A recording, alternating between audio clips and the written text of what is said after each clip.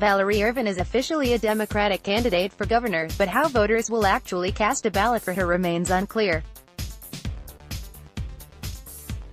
Ervin's name will not appear on ballot papers as a candidate for governor, the state elections administrator confirmed in a court filing Friday, and with only 3.5 weeks left before early voting begins in the Democratic primary, officials say they're still figuring out how people will vote for her.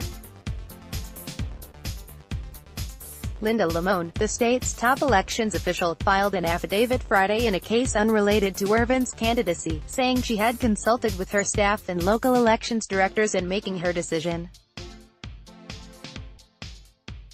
Ervin, a former Montgomery County councilwoman who was the gubernatorial running mate to Baltimore County Executive Kevin Kamenetz, announced on Thursday that she will run in his place after his unexpected death.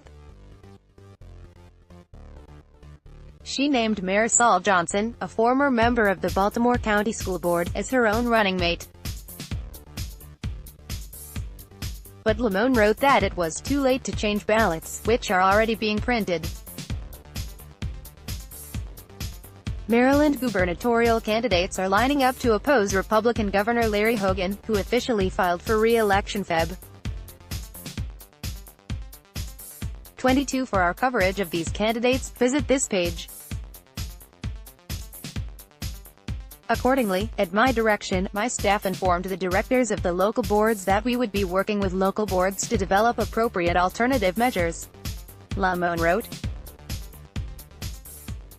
Those measures would include how to alert voters to the change in candidacy, how voters would select her, and how local officials should count votes. Proof versions of the ballots to be issued to Democratic primary voters show Ervin's name appearing beneath Kamenetz's. It's not clear how a vote cast by filling the bubble next to their names will be counted. Early voting begins on June 14 and Election Day is June 26. Nikki Charlson, Lamone's deputy, told the Baltimore Sun on Friday that elections officials were in discussions with the Maryland Attorney General's office, but we don't have a plan yet. We know we need to do it, she said. The law allows the surviving running mate of a candidate who dies to run as a successor candidate, and directs elections officials to list the names of such candidates and their running mates on the ballot. But the law also allows officials to take alternative steps if they determine there's not enough time to create new ballots. Lamone filed her affidavit in response to a renewed effort to get the Maryland Court of Appeals to remove the name of Nathaniel Oakes from the ballot for a Baltimore state Senate race following his guilty pleas to federal fraud charges.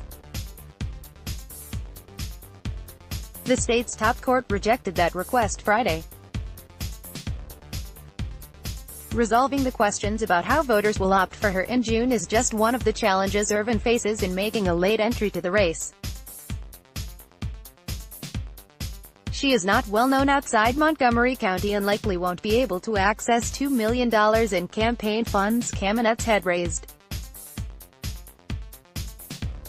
She is recruiting her own staff rather than relying on his team. Ervin filed a campaign finance disclosure on Friday showing she has $164,000 to work with. Almost all of that was money she raised before Kamenetz died May 10.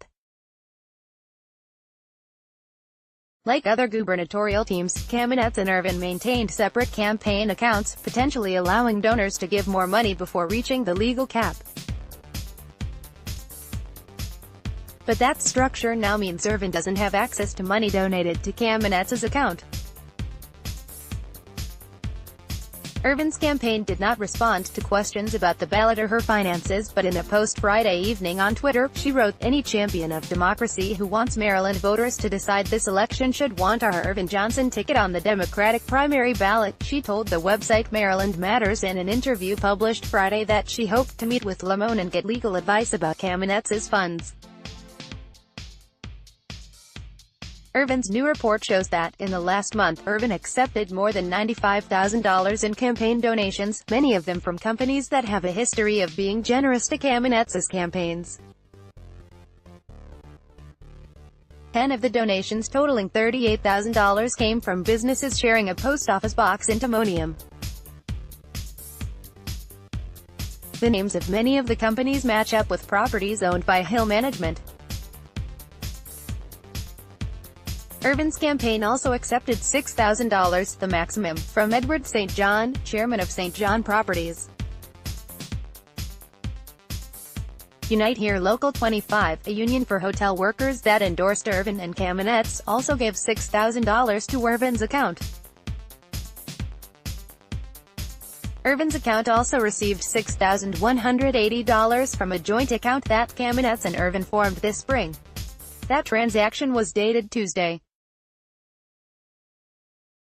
Ervin has suggested that she's hoping to get support from Emily's List, a national group that backs Democratic women who support abortion rights. The organization won't yet say if it will back Ervin. "We are looking at this race and keeping an eye on the new developments," said Kristen Hernandez, campaign communications manager for Emily's List.